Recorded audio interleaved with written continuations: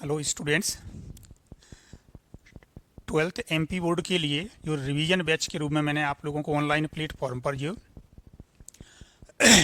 Study material में आपको लेके आ रहा हूँ, उसी श्रृंखला में आज मैंने लिया है प्रायिकता के लिए। आपको मालूम है मैं निरंतर आपके लिए वीडियो डाल रहा हूँ इस मेरे ऑनलाइन प्लेटफॉर्म पर। आपको रिवीजन में सुविधा प्रदान करने के लिए इस यूट्यूब चैनल के माध्यम से विभिन्न टॉपिकों पर जो बोर्ड एग्जाम में क्वेश्चन पूछे जाते हैं, एमपी बोर्ड, सीबीएसई, आईसीएसई, उनके लिए मैंने यहाँ पे आज प्रायिकता के लिए लिया है। इसमें 4 से 5 प्रश्नों का मैंने समावेश किया है और ऐसे प्रश्नों को ही ले रहा हूँ जो एग्जाम में पूछे जाते हैं या बिल्कुल सेम उसी कंसेप्ट का क्वेश्चन पूछा जाता है। एक क्वेश्चन इस टॉपिक से आपका लॉन्ग क्वेश्चन में आता है, ऑब्जेक्टिव टाइप में भी पूछा जाता है 1 में, या फिर आपका 1 वर्ड वाले में भी आ जाता है। तो यहाँ पर मैंने आपको लिया है, ये मैं मान के चल रहा हूँ कि फॉर्मूले आपको मालूम है। आपको मालूम है कि इस प्रोबेबिलिटी का जो इनिशियल पार्ट है वो 11th क्लास में आप पढ़ के आए हैं। जो 12th में हमें दिया है वो हमारा कंडीशनल प्रोबेबिलिटी से ही स्टार्ट होता है, प्रतिबंधी प्रायिकता से स्टार्ट होता है। तो उसी को ध्यान में रखते हुए यहाँ पे मैंने प्रश्नों का समावेश किया हुआ है। यदि आपके लिए इसमें और किसी तरह की कोई समस्या आती है तो आप मुझे कमेंट्स करके जरूर बताएं, जिससे मैं उस तरह के प्रश्नों का समावेश करूंगा।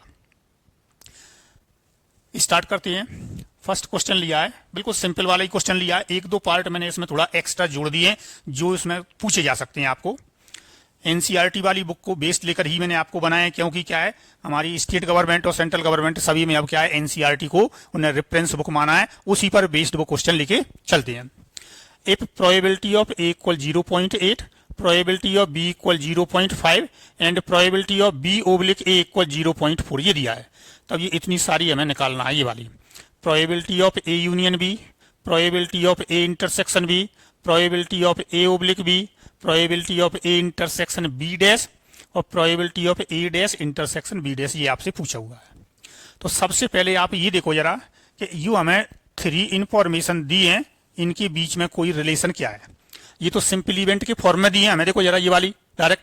अब इस पर आते हैं हम सबसे पहले। तो फॉर्मूला हमारा क्या होता है, देखो, probability of B oblique A, इसे हम बोलते हैं conditional probability of B when A always occurred. घटना बी की प्रतिबंधी प्रायिकता जबकि घटना ए पहले ही घट चुकी है। तो इसका फॉर्मूला आपको मालूम है, अपॉन में आता है प्रोबेबिलिटी ऑफ ए और यहाँ पे होता है probability of A intersection B, ये वाला। अब आपको ये दिया हुआ है, देखो यहाँ से कितना दिया है, 0.4। ये probability of A intersection B upon probability of A है 0.8। हम लिखेंगे जब सॉल्यूशन, हम जानते हैं कि probability of B oblique A equal this, ये आप लिखोगे, वैल्यू सब्स्टिट्यूट कर दो। तो यहाँ से आपका probability of A intersection B equal 0.4 into 0.8, इन दोनों का आप मल्टीप्लाई करोगे तो ये आपका आ जाएगा 0.32, ये आ गया। तो एक आंसर आपका probability of A intersection B है, ये आपका आ गया यहाँ से। कौन सा वाला, पहले अपना ये मिल गया। अब आप देखें जरा, ये यूनियन, इंटरसेक्शन और इनके बीच में हमारी जो एडिशनल प्रोबेबिलिटी थ्योरम होती है, प्रायिकता का योगशील नियम, तो वो कौन सा होता है, since probability of A union B equal होता है probability of A plus probability of B minus probability of A intersection B, ये होता है आपका probability of A union B equal probability of A plus probability of B minus probability of A intersection B. इसमें से मुझे क्या निकालना है, देखो मेरे पास ये वैल्यू है, ये वाली है, और ये, इसमें वैल्यू सब्स्टिट्यूट कर देते हैं। तो ये आएगा आपका probability of A union B equal, A कितना लिखा है 0.8, बी कितना है 0.5 और इसमें से माइनस 0.32। इन दोनों को हमने प्लस किया तो ये आ गया मेरा 1.3 माइनस 0.32। इसमें से आप इसको माइनस कर दो, देखो 1.30 और माइनस 0.32, 8 एक यहाँ पे कर दिया तो 13 में से 4 जाएंगे 9 और ये 0, तो कितना आएगा आपका 0.98 इसका आंसर आएगा। Probability of A union B equal कितना आ जाएगा आपका 0.98। तो ये आपका एक ये पार्ट हो गया और दूसरा अपना ये वाला हो गया। ठीक है। अब अपने को ये वाली वैल्यू निकालनी है, तो ये दो मेरी वैल्यू आई हैं, इन वैल्यू को मैं क्या करता हूं यहाँ पर लिख लेता हूं, जिससे मुझे अगले क्वेश्चन को सॉल्व करने में अगला जो पार्ट है ना उसमें हेल्प मिल जाएगी। तो कितना है देखो, मैंने क्या निकाल दिया है, probability of A intersection B आया है मेरा 0.32 और probability of A union B आया है 0.98, ये वाला, ठीक है। अब मुझे ये वाला पूछा है देखो यहाँ से। अब हम जैसे इसमें फॉर्मूला अप्लाई किया था, ऐसे ही हम क्या करेंगे, ए ओब्लिक बी के लिए फॉर्मूला अप्लाई करेंगे इसमें, यानी अब हमें निकालना है कंडीशनल प्रोबेबिलिटी ऑफ ए। तो जो थर्ड पार्ट है, since probability of A oblique B, यानी ए ओब्लिक बी की प्रायिकता, देखो कौन सा आएगा अपॉन में, ये वाला, यानी प्रोबेबिलिटी ऑफ बी, और ये होता है probability of A intersection B. A intersection B है मेरा 0.32 और बी कितना लिखा हुआ है मेरा 0.5। आप देखें जरा, इस पॉइंट को रिमूव करोगे तो 32/50 कितने से कैंसिल हो जाएगा, 2 से 16 और 25। तो ये आ गया अपना 16/25। डिवाइड करके लिखना चाहो तो आप उसको भी कर सकते हो, तो कितना आ जाएगा 0.64 आ जाएगा। इससे आप इसको डिवाइड कर देंगे तो कितना आ जाएगा 0.64 आपका ये आंसर आ जाएगा डिवाइड करने पर। तो देखो इसमें 1 2 3 ये बुक में ही दिए थे, ये दो मैंने जोड़ दिए हैं। अब आप इनको देखें कि इसको हम कैसे फाइंड करेंगे। तो ये मैं यहां से हटा रहा हूं। सबसे पहले तो हमें ये देखना है, इसके अंदर ये दो तरह से पूछा जाता है।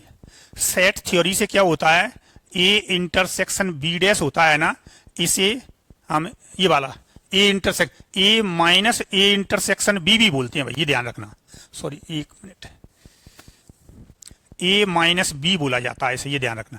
ए माइनस बी और A intersection B dash same होता है आपको, इसलिए probability of A intersection B dash की जगह probability of A minus B भी पूछा जाएगा। तो आप ये ध्यान रखें कि ये जो वैल्यू होती है वो इसके बराबर होती है। अब आपको मालूम है वेन डायग्राम में हम क्या करते हैं, देखो जरा यहां से, ये मेरा ए है, ये बी है, तो ए माइनस बी का मतलब होता है ओनली पार्ट ए, ये वाला। तो मैं क्या करूंगा, देखो जरा, जो ए है मेरा उसमें से मैं ये कॉमन पार्ट को क्या कर दूं, माइनस कर दूं। तो यहां से हमारा क्या बन जाएगा, ये probability of A intersection B means हो गया probability of A minus B. तो इसका मतलब होता है प्रोबेबिलिटी ऑफ ए और minus probability of A intersection B. देखो जरा, ये नंबर ऑफ ए में से हम number of intersection B minus कर देंगे तो ये मिल जाएगा आपको। तो ये दोनों पक्षों को अपने नंबर ऑफ ए से भाग लगा दिया, तो ये हमारा प्रोबेबिलिटी में कन्वर्ट हो गया। अब ए की प्रोबेबिलिटी कितनी दी है आपको 0.8 और ए इंटरसेक्शन बी की प्रोबेबिलिटी मैंने ये निकाली थी 0.32। तो इसमें से आप इसको माइनस कर दिए, तो देखो 0.8 में से 0.32 आप माइनस कर दिए। कई बार स्टूडेंट जल्दी में लास्ट में आंसर पे आके गलती कर देता है, तो ऐसा ना करें। कितना आ गया 8 और 4 ये आपका, तो कितना मिला 0.48 आपका हो गया probability of A intersection B dash, ये डैश था। तो इसका अब मान लिया इसकी जगह तुम्हें पूछा जाता बी इंटरसेक्शन ए डैश होता, तो ये आपका आता बी माइनस ए, यानी probability of B minus probability of A intersection B, that is 0.5 में से हम 0.32 को माइनस कर देते। लास्ट फिफ्थ पार्ट आप देखें जरा,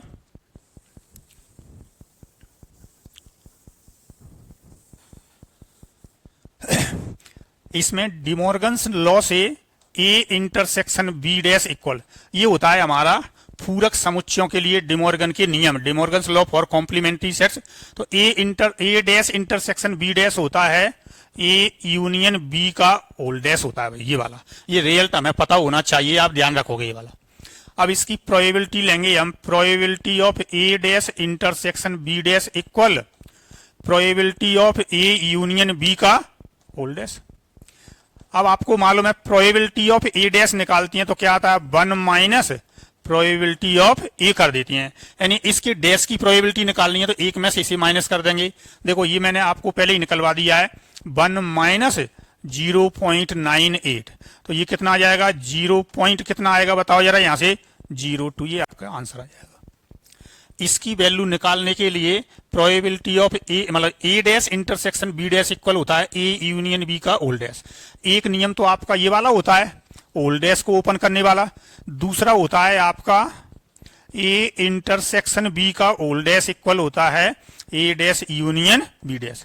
यदि इसकी जगह पर आपसे ये पूछा जाता तो पहले हम डिमॉर्गन्स लॉ से ये लिखेंगे और इसकी प्रोबेबिलिटी निकालेंगे डैश की, तो कितना आएगा 1 minus probability of A intersection B, और ये माइनस कर दो तो 1 माइनस 0.32 कर देना, तो आपकी इसकी प्रोबेबिलिटी आपको मिल जाएगी। तो इस तरीके से इसमें हम सेट थ्योरी यानी समुच्चय सिद्धांत का समावेश करके, जो आप 11th क्लास में पढ़ के आए हैं, और आपको मालूम है कि जो प्रोबेबिलिटी होती है वो सेट पर डिपेंड करती है पूरी, इसलिए उनको समावेश करके इस तरह का कोई प्रश्न आपसे पूछा जा सकता है।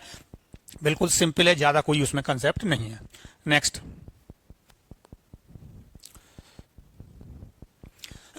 ये दिया, are die thrown 3 times, event A and B are defined as below. एक पांसे को 3 बार फेंका गया है, एक पांसे को 3 बार फेंका गया है, एक बार फेंका पे दूसरी बार फेंका पे तीसरी बार, इस तरीके से, ठीक है, एक एक करके। यहाँ पे घटना ए दी है 4 ऑन द थर्ड थ्रो, यानी तीसरी बार जब हम फेंकेंगे यानी थर्ड प्लेस पर हमारा 4 आना चाहिए। और बी दिया है उन्होंने 6 on the first and 5 on the second throw. B घटना कौन सी दी है कि पहले स्थान पर 6, यानी पहली वाली जो थ्रो है उसमें 6 आना चाहिए और दूसरी में कितना आना चाहिए 5। तब हमें probability of A oblique B निकालना है, यानी ए की कंडीशनल प्रोबेबिलिटी हमें निकालना है। अब आपको मालूम है कि ये वाला जो फॉर्मूला है हमारा, ये इसकी वैल्यू हम देखते हैं तो कितना आता है, अपॉन में आएगा प्रोबेबिलिटी ऑफ बी, यानी हमें बी की देखना पड़ेगी, और ये आएगा ए इंटरसेक्शन बी। तो अब हमें सबसे पहले इन घटनाओं के लिए लेके आते हैं, तो हमें क्या करना है। देखो सबसे पहले ए बराबर लेंगे हम, ये वाला जो दिया है उन्होंने दिया है तीसरे स्थान पर कैसा होना चाहिए, 4 होना चाहिए। तो अब आप सबसे पहले ये देखें कि इसके अंदर हमें ये ऐसी ट्रिपलेट मिलेंगे भैया, ऐसे मैं लास्ट तक ले जाऊंगा, कितनी संख्या होगी ये अपन देख लेंगे। यहाँ पे 4 होना चाहिए, क्या 4 ये वाला। तो यहाँ पर इन सब जगह पर मैं 1 से लेके कितना ले सकता हूँ, पहले प्लेस पर 6, जैसे मैंने 1 ले लिया और ये 6 ले लिया, 1 से लेके 6 तक। अब सेकंड पर भी मुझे लेना है, यहाँ पे अभी थर्ड सेकंड पर तो मैंने कुछ लिया नहीं था, तो अब मुझे ये देखना है कि इसके अंदर कितने एलिमेंट्स होंगे, टोटल नंबर ऑफ ट्रिपलेट्स। तो जब ऐसे बनाना जैसे ज्यादा कठिन होता है तो आप क्या करें, यहाँ पे देखो मैं आपको बताऊंगा, ये आपके 3 प्लेस हैं भाई, ये वाले परमुटेशन कॉम्बिनेशन से मैं आपको बता देता हूँ। यहाँ तो मुझे 4 रखना है, अब इस जगह पर इन 2 पर तो ये 4 को तो मैं एक ही तरीके से रख पाऊंगा। अब 1 से लेके 6 तक इसके लिए ऑप्शन है और 6 इसके लिए ऑप्शन है, क्योंकि इस जगह पर तो इसमें कोई रेस्ट्रिक्शन आपको दी नहीं है, कोई प्रतिबंध। तो ये कितना हुआ मेरा 6 × 6 × 1, यानी कि 36 पेयर हमारे इस तरीके के होंगे। यानी ए के अंदर ऐसे कुल कितने आएंगे हमारे 36 त्रिक आएंगे, 36 ट्रिपलेट आएंगे। कितने आएंगे 36 आएंगे, जिनमें फर्स्ट प्लेस पर 1 से लेके 6 तक कुछ भी हो सकता है, सेकंड प्लेस पर 1 से लेके 6 तक कुछ भी हो सकता है, ये वाला। तो ये मैंने आपको लिखे नहीं है, ये मैंने आपको बता दिया कि ऐसे कितनी है 36। अब बी वाले को देखो आप, तो बी में मैंने क्या लिया है 6 ऑन फर्स्ट, तो ये हो गया। सेकंड पर कितना है 5। अब आप यहाँ पे देखें थर्ड के लिए तो कोई दिया नहीं है, तो यहाँ पे ये 6 और 5 जी तो आपके नियत हो गए। तो एक तरीका और एक तरीका देखो जरा, ये वाला आपका यहाँ 6 आ गया, ये 5, तो ये एक तरीके से आएगा, ये एक। यहाँ पे 1 से लेके 6 तक कुछ भी हो सकता है आपका ये वाला। तो इस यहाँ पे आप देखो टोटल कितने होंगे 6 5 1 आएगा, 6 5 2 आएगा, 6 5 3 आएगा, 6 5 4 आएगा, 6 5 5 आएगा, 6 5 और 6 आएगा जो है। तो इसके अंदर कितने हो गए 1 2 3 4 5 6, तो इसके अंदर हो गए। अब इसमें हमें क्या देखना है, कॉमन देखना पड़ेगा सबसे पहले। तो अब आप देखें जरा, इसमें कॉमन निकालने के लिए यानी हम ए इंटरसेक्शन बी लेंगे भाई, क्या ये वाले। इसका मतलब ये हुआ यहाँ पे कि ये दोनों एक साथ होना चाहिए। तो देखो जरा बी के लिए क्या है, फर्स्ट प्लेस पर 6 हो, सेकंड पर 5 और थर्ड पर कितना हो 4। तो ये तो केवल एक ही दिया है देखो आपको ये, तो इसमें केवल कौन सा आएगा 6 5 और 4 ये आएगा आपका, एक ही ट्रिपलेट आएगा ए इंटरसेक्शन बी। अब हमारी सिंपल हो गया, क्या होता है probability of A oblique B equal होता है फॉर्मूला हमारा probability of A intersection B upon probability of B. चूंकि नंबर ऑफ एस तो दोनों के लिए सेम रहेगा, तो ये हमारा किस में कन्वर्ट होता है, number of A intersection B upon number of B में। भाई प्रोबेबिलिटी क्या होती है, प्रोबेबिलिटी ऑफ ए इक्वल होता है number of A upon number of S. तो दोनों का नंबर ऑफ एस कट गया, क्योंकि हमें प्रोबेबिलिटी निकालने की जरूरत नहीं है, हमारे पास तो संख्या दी है। ए इंटरसेक्शन बी में कितनी है अभी, अब 1, और बी में कितने लिखे हुए हैं देखो 6, तो ये अपना आंसर आएगा इसका, probability of A oblique B है वो कितना आ जाएगा 1/6। फिर से इस प्रश्न को पूरी अच्छी तरह से समझ लें। आपको मालूम है हम 2 पांचों को फेंकते हैं तो हम क्या करते हैं, ये कैसे 6/6 की टेबल आप लोगों को मालूम है, ये 36 बनती है। तो 36 में जी है तो तीसरे में हम तीसरे स्थान पे क्या कर दिए 4 जोड़ दिए, तो हमारे इस घटना ए के अंदर जितने ट्रिपलेट आएंगे ना वो कितने आएंगे 36 आएंगे। तीसरे स्थान पर 4 होगा, फर्स्ट पर और सेकंड पर 1 से लेके 6 तक की कोई भी नंबर होंगी। ये मैंने इंडिविजुअल नहीं लिखा, आप वैसे भी लिख सकते हो, नंबर ऑफ ए = 36, वो परमुटेशन कॉम्बिनेशन से। बी बराबर सिंपल था, व्यवहारिक था बनाने में, तो मैंने ये ले लिया कि पहले स्थान पे 6, दूसरे पर 5 और तीसरे पे कोई कुछ भी हो सकता है, तो ये पूरा 1 से लेके 6 तक ले लिए। अब ए इंटरसेक्शन बी का मतलब है फर्स्ट प्लेस पे 6, दूसरे पर 5 और थर्ड पर कैसा हो 4, तो ये तो केवल एक ही आपको मिलेगा, तो कॉमन एलिमेंट हो गए 1। अब probability of A oblique B equal होता है probability of A intersection B upon probability of B, यानी number of A intersection B upon number of B, common element 1 है और इस बी में कितनी है 6, तो हमारा आंसर हो गया इसका 1/6। नेक्स्ट देखो, 3 cards are drawn successively without replacement, ये वर्ड को एक्सप्लेन करेंगे अपन। From a pack of 52 well shuffled cards what is the probability that first 2 cards are king and the third card drawn is an ace. 52 पत्तों की ताश की एक पूर्ण रूप से फेंटी हुई एक ताश की गड्डी है जिसमें से एक एक करके 3 पत्ते निकाले गए हैं। पहला निकाला, इसके बाद दूसरा, फिर तीसरा। ये घटनाएं 2 तरह से घटती हैं। जैसे ये मेरी गड्डी है, इसमें से मैंने क्या किया, एक कार्ड निकाला, तो अब मेरे यहाँ पे पहले कितने थे 52, तो अब इस गड्डी में कितने रह गए मेरे 51, ये मैंने कर दिया। अब दूसरा जो कार्ड मैं निकालूंगा उसमें अब क्या हो सकता है, इस कार्ड को मैं इसमें भी रख सकता हूं या गड्डी से बाहर कर दूं। यदि इसमें मैं रख दूंगा इस 1 को तो ये मेरे 52 बने रहेंगे, और इसको बाहर कर दूं तो ये किसने बने रहेंगे मेरे 51। यानी दूसरी बार में जब मैं निकालूंगा तो या तो 51 होंगे या 52, वो इस कंडीशन पर निर्भर करेगा। तो इसमें ये विदाउट रिप्लेसमेंट, देखो जरा, रिप्लेसमेंट मतलब बिना प्रतिस्थापन के, यानी जो कार्ड निकाला था वो इसमें प्रतिस्थापित नहीं किया है। ये वाला जो कार्ड निकाला था वो इसमें रखा नहीं गया है। ये वाला जो वर्ड रहता है ये ध्यान रखना, बुक में यही वर्ड अच्छी तरह से दिया है, इंग्लिश में विदाउट रिप्लेसमेंट, हिंदी में बिना प्रतिस्थापन, या पूरी लैंग्वेज के लिख दिया कि उसको गड्डी में नहीं रखा गया। ठीक है। दूसरा होता है एक हमारा विथ रिप्लेसमेंट बोलते हैं, प्रतिस्थापन के साथ में या प्रतिस्थापन सहित। तो उसका मतलब है जो कार्ड हमने निकाला था वो दोबारा इसी में रख दिया तो संख्या हमारी उतनी बनी रहेगी। तो अब हम क्या करेंगे, सब्जेक्टिव क्वेश्चन कर रहे हैं, तो सब्जेक्ट में आप देखें जरा, हमें पूरा क्या है, हमारी 3 घटना है। सबसे पहले मान लिया यहां पे हमने ए बराबर ले लिया कितना, पहली बार में क्या दिया भाई, किंग, पहली बार में बादशाह, किंग निकलने की घटना, और ठीक है, और बी बराबर मैंने ले लिया कितना, दूसरी बार में किंग निकलने की घटना, और सी बराबर ले लिया मैंने यहाँ पे थर्ड चांस में क्या निकालना है हमें 1, तीसरी बार में 1 के निकलने की घटना। ये 3 हो जाएंगी अब। ठीक है। तब हमसे उनने क्वेश्चन में क्या पूछा कि पहले 2 तो कैसे होने चाहिए, मतलब ये वाला है, ए बराबर ले लिया, ये वाला किंग निकलना, दूसरी बार में किंग और तीसरी बार में क्या एस। अब हमें ये घटना घटनी है तो सबसे पहले कौन सी घटेगी, ए, फिर कौन सी घटेगी बी, और फिर कौन सी आएगी सी। तो हमें निकालनी है probability of C oblique A intersection B. A और बी दोनों घट चुकी हैं ये वाली।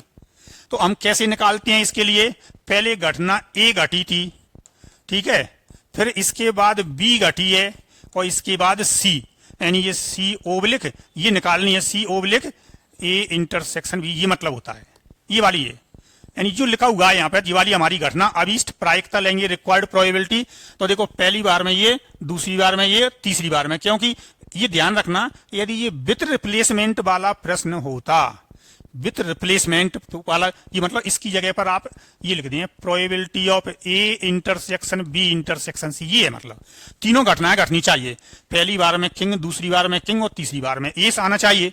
तो ये जो निकालेंगे तो क्या है, पहले घटना ए घटी, उससे पहले तो कोई घटी नहीं है। अब कंडीशनल प्रोबेबिलिटी है क्योंकि प्रोबेबिलिटी चेंज हो रही है, बी ओब्लिक ए, यानी पहले ये पहला किंग निकल चुका है, इसके बाद दूसरी बार में फिर हमारा तीसरी बार में इक्का निकलेगा, उससे पहले दो किंग निकल चुके। तो देखो हमें मालूम है कि कितने उसमें बादशाह होते हैं, 4, तो उनमें से कोई भी हो सकता है। तो पहले हमने लिया 4/52, तो ये हो गया भाई। अब क्या लिखा था, विदाउट रिप्लेसमेंट, इसमें रखा नहीं गया, तो एक बादशाह कम हो गया और टोटल में भी एक कम हो गया। अब इक्का तो हमारे 4 हैं, लेकिन पत्ते कितने रह गए हमारे, 50 रह गए, ये वाले कितने रह गए, 50।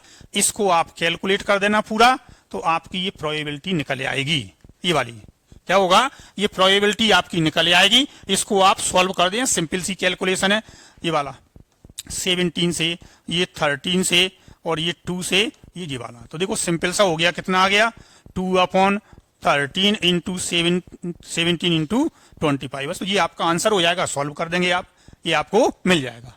नेक्स्ट, ये जो क्वेश्चन है ये आपका वेज थ्योरम का क्वेश्चन है, लॉन्ग क्वेश्चन बेज थ्योरम का ही आपसे पूछा जाता है, बिल्कुल फॉर्मूले बेस्ड होता है, कहीं किसी तरह का कोई ज्यादा टफ क्वेश्चन नहीं होता, बस हमें थोड़ा सा समझना पड़ता है कि एक्चुअल में इन्हें दिया क्या है। तो क्या दिया है, देखो समझ लो पूरा क्वेश्चन। इन अ फैक्ट्री, उसमें बुक में से ही लिखा है मैंने, in a factory which manufactures bolts, bolt बनाने वाली एक फैक्ट्री है जिसमें बोल्ट 3 मशीन ए बी और सी के द्वारा बनाई जाती हैं, जिनकी प्रोबेबिलिटी दी है, यानी वो मशीन ए से बनाया तो 25%, बी के द्वारा बनाया तो 35%, सी के द्वारा बनाया तो 40%, ये वाला बोल्ट। और जो बनाए गए हैं उनमें से 5%, 4% and 2% are respective defective bolts, यानी उनमें चूंकि अब क्या है, कंपनियां कोई भी क्या माल बनाती हैं तो उनमें कुछ डिफेक्ट भी बनते हैं, तो उन्होंने कहा है कि इन मशीनों के द्वारा जो भी आउटपुट दिया जाएगा उनमें 5%, 4%, 2% कैसे डिफेक्टिव बोल्ट होते हैं। आप बोल्ट ड्रोन एट रैंडम, एक बोल्ट यादृच्छिक चुना गया है, from the product and found, और पाया गया कि वो डिफेक्टिव है, यानी क्या पाया गया, जो बोल्ट चुना था वो कैसा डिफेक्टिव है, तो हमें ये प्रोबेबिलिटी बतानी है कि वो मशीन बी के द्वारा बना है। आप लोगों को आपने प्रोबेबिलिटी पढ़ भी ली होगी, मैंने अपने ऑफलाइन बैचों में भी बता दिया है। प्रोबेबिलिटी जो बेज थ्योरम है इसे हम इनवर्स प्रोबेबिलिटी बोलते हैं। क्या बोलते हैं, इनवर्स प्रोबेबिलिटी, प्रतिलोम प्रायिकता का प्रमेय, यानी इसमें हम किसी घटना की प्रायिकता नहीं निकालते हैं, इसके अंतर्गत हम क्या करते हैं, उस घटना जो घटी है उसके किस कारण से घटी है उसकी प्रायिकता निकाली जाती है। तो ये तो देख लिया कि जो बोल्ट चुना था वो डिफेक्टिव है, तो अब हम प्रोबेबिलिटी ये निकालेंगे कि ये मशीन बी के द्वारा बना हुआ डिफेक्टिव बोल्ट है। तो सबसे पहले हम क्या करते हैं, यहाँ पे आप बिल्कुल क्लियरली समझ लें, यहाँ से 3 घटनाएं हमारी ये रहेंगी इसमें। देखो ए बी सी, मतलब या तो इनको आप नाम दे देना, कोई दिक्कत नहीं, जैसे ये वाला, या E1 E2 E3, या A B C E F G, जो भी आप घटना देना चाहें ये वाली। तो सबसे पहले हम यहाँ पे लेंगे इसके कि टोटल प्रोबेबिलिटी हम निकालते हैं, तो इनकी अलग अलग प्रोबेबिलिटी आपको दी हुई है। तो सबसे पहले जो बोल्ट चुना गया है ये वाला, तो पहले वाली मशीन के द्वारा बना हुआ है, दूसरी मशीन, तीसरी मशीन, तो P1 आपको मैं बिल्कुल सिंपल से, मैं ज्यादा कंडीशनल प्रोबेबिलिटी में आप ना जाएं, P1 बराबर लिखोगे आप मशीन ए द्वारा बने बोल्ट का खराब होने की प्रायिकता, यानी जो प्रोबेबिलिटी क्या ली है यहां से, जो सिलेक्टेड बोल्ट है वो कैसा है, डिफेक्टिव है, और ये मैन्युफैक्चर्ड बाई फैक्ट्री ए अपन ने लिया है। तो आप बताइए जरा कि सबसे पहले क्या है, एक तो बोल्ट होना, तो मशीन ए के लिए बोल्ट होने के लिए क्या लिखा हुआ है, 35%, तो ये क्या हो गया, मशीन ए द्वारा बना हुआ बोल्ट, और डिफेक्टिव के लिए कितना है, 5/100, ये वाला हो गया। तो ये आ गया आपका P1। P2 बिल्कुल सेम लैंग्वेज, मशीन बी द्वारा बने बोल्ट का खराब होने की प्रायिकता। तो अब आप देखिए मशीन बी के लिए कितना दिया, सॉरी ये 25 था, सॉरी ये 25 है, 25 कितना है, ये 35/100, और इसके लिए कितना है, 4%, ये वाला हो गया। P3 हम लेंगे, इसमें मशीन सी द्वारा बने बोल्ट का खराब होने की प्रायिकता। तो देखो जरा कितना है भाई, इसके लिए 40 तो ये हो गया 40/100 परसेंटेज में दिया है, और 2/100 ये वाला। अब हमसे उनने ये पूछा था कि ये जो वोल्ट है वो कैसा है, खराब जो वोल्ट निकला है ना वो किसका है, मशीन बी के द्वारा। तो अब यहां पे हम लिखेंगे फ्रॉम वेज थ्योरम यानी रिक्वायर्ड प्रोबेबिलिटी लिखेंगे हम इक्वल रिक्वायर्ड प्रोबेबिलिटी। अब मैंने देखो क्या किया है, इसमें जो कंडीशनल, इसमें वेज थ्योरम में स्टूडेंट को जो प्रॉब्लम जाती है वो एलिमेंट्री इवेंट में जाती है कि इसको कंडीशनल में कैसे कन्वर्ट करें और क्या करें ये वाला। तो मैंने क्या किया है, ये यहाँ पे आपकी कंपाउंड इवेंट ले ली, यानी मशीन ए द्वारा बोल्ट बनना और उसका खराब होना, दोनों मैंने एक साथ ले लिए। अब मैं अलग अलग लेता, जैसे मशीन ए द्वारा बोल्ट का बना होना, फिर दूसरी इवेंट लेता उसका खराब होना, तो ये दोनों कंडीशनल मेरी हो जाती हैं। अब मुझे पूछा है कि बी मशीन द्वारा, इसकी प्रोबेबिलिटी है ये वाली है, तो रिक्वायर्ड प्रोबेबिलिटी जो कंपोनेंट पूछा जाता है उसे तो आप यहाँ पे रखा करो, और ये आपके यहाँ पे P1 plus P2 plus P3 ये आपका बनेगा। अब आप इसमें देखेंगे मशीन बी द्वारा, यदि ए द्वारा होता तो यहाँ P1 आता, सी द्वारा होता तो यहाँ पे P3 आता। यदि ये लिखा होता मशीन ए या बी लिखा होता, आइदर ए और बी, तो यहाँ पे हमारा आता ए का P1 यानी P1 प्लस P2 अपॉन ये टोटल प्रोबेबिलिटी आ जाएगी। तो अब इसमें हम वैल्यू ये वाली है, इसे हम सब्स्टिट्यूट कर देंगे। तो देखो जरा यहां से मैं ये वैल्यू रख रहा हूं इसके अंदर,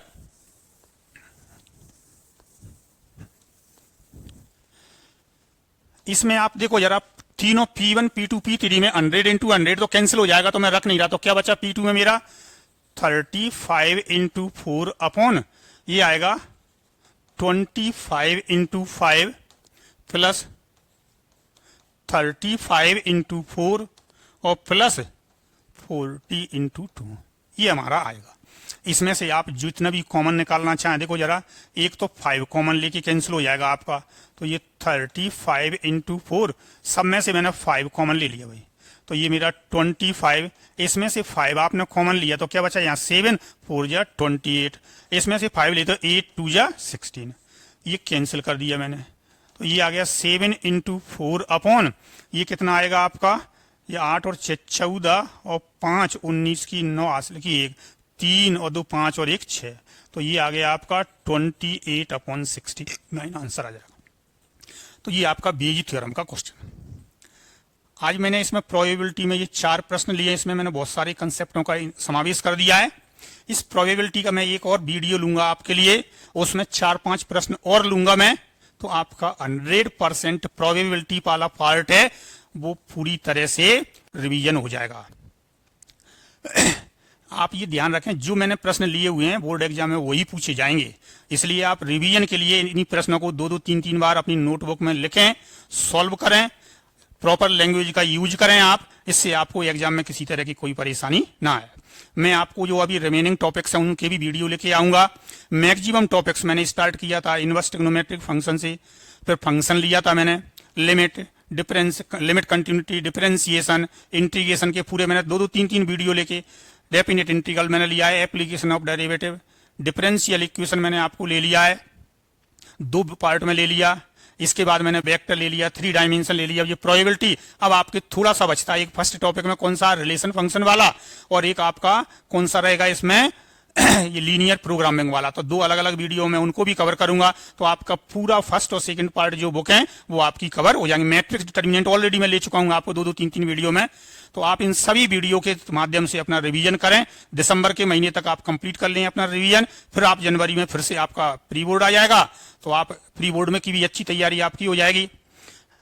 आपको ये वीडियो यदि पसंद आती है तो आप इस चैनल के लिए शेयर करें, लाइक करें, सब्सक्राइब करें, ज्यादा से ज्यादा छात्रों तक इनको पहुंचाने का प्रयास करें, जिससे सभी छात्रों के लिए बोर्ड एग्जाम की तैयारी करने में सुविधा होगी। धन्यवाद।